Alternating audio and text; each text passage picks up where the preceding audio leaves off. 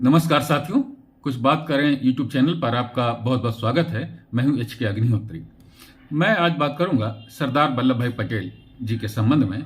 आज 31 अक्टूबर है, उनका जन्मदिन है और उनके जन्म की 147वीं वर्षगांठ है। पटेल जी नेहरू जी से 14 साल बड़े थे और गांधी जी से 6 वर्ष छोटे थे। पटेल जी ने बहुत सी उपलब्धियां हमारे देश को दी और उसमें एक बहुत ही महत्वपूर्ण उपलब्धि ये थी कि उन्होंने लगभग 562 देशी रियासतों का भारत में विलय कराया। इसी वजह से आज के दिन को, यानी कि उनके जन्मदिन को, हम राष्ट्रीय एकता दिवस के रूप में मनाते हैं। पटेल जी का व्यक्तित्व बिल्कुल खांटी भारतीय था। कोई दिखावा नहीं था उनमें, कोई शोर शराबा नहीं था उनके साथ में। त्याग, तपस्या, साहस और राष्ट्र प्रेम की वो प्रतिमूर्ति थे। उनके नस नस में राष्ट्र के प्रति समर्पण की भावना थी। अनुशासन बहुत प्रिय था उनको और स्वयं भी बहुत अनुशासित व्यक्ति थे। उनके त्याग और तपस्या की जो एक मैं आपको उदाहरण अभी दूंगा, विश्व में मिलना मुश्किल है। 1946 में कांग्रेस के अध्यक्ष पद का चुनाव होना था और साथियों, यह बात आपको ध्यान रखनी चाहिए कि 1946 में कांग्रेस का जो भी अध्यक्ष बनता उसे स्वतंत्र भारत का प्रथम प्रधानमंत्री बनना था। यह बिल्कुल तय था। कांग्रेस में उस समय 15 प्रांतीय समितियां हुआ करती थी पूरे देश में। इन 15 प्रांतीय समितियों से वोट मांगे गए कि कांग्रेस का अध्यक्ष कौन होगा, यानी कि इस बात के वोट मांगे गए कि स्वतंत्र भारत में भारत का प्रथम प्रधानमंत्री कौन होगा। उन 15 कांग्रेस समितियों में से 12 ने सरदार वल्लभ भाई पक्ष में वोट डाले कि ये हमारे आज कांग्रेस के अध्यक्ष होंगे और अगले वर्ष जो भारत आजाद होने वाला है उसमें ये हमारे देश के प्रथम प्रधानमंत्री होंगे। 12 समितियों ने, 15 में से 12 प्रांतीय समितियों ने सरदार वल्लभ भाई पटेल के पक्ष में वोट डाला। बाकी 3 जो प्रांतीय समितियां थीं उन्होंने आचार्य जे.बी. कृपलानी और पट्टाभी सीतारामैया जी के पक्ष में वोट डाला था। अब समस्या गांधी जी के लिए हो गई। गांधी जी हमेशा से ये चाहते थे कि सरदार वो जवाहरलाल नेहरू ही देश के प्रथम प्रधानमंत्री बने। कई बार वो अपनी इच्छा जता चुके थे। आचार्य कृपलानी गांधी जी की इस इच्छा से अवगत थे, इसलिए उन्होंने उस बैठक में जहां पर ये वोटों के बारे में चर्चा हो रही थी उसमें नेहरू जी के नाम का प्रस्ताव रखा कि ये हमारे अध्यक्ष होंगे। सरदार वल्लभ भाई पटेल ने गांधी जी की इच्छा का सम्मान करते हुए अपना नाम अध्यक्ष पद से वापस ले लिया।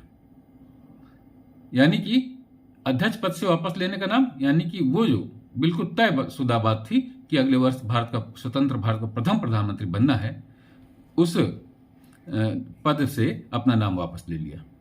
ये त्याग था। उन्होंने गांधी जी की इच्छा का सम्मान किया। उनके द्वारा किया गया गांधी जी की इच्छा का सम्मान उचित था या अनुचित था, ये तो हम सब लोगों को सोचने की बात है। लेकिन हमें यह देखना कि गांधी जी के प्रति उन्होंने जो सम्मान अपना व्यक्त किया, जो त्याग, प्रधानमंत्री पद से कौन नाम वापस लेता है? ना उस समय ऐसा हो सकता था कभी और ना ही आज होता है।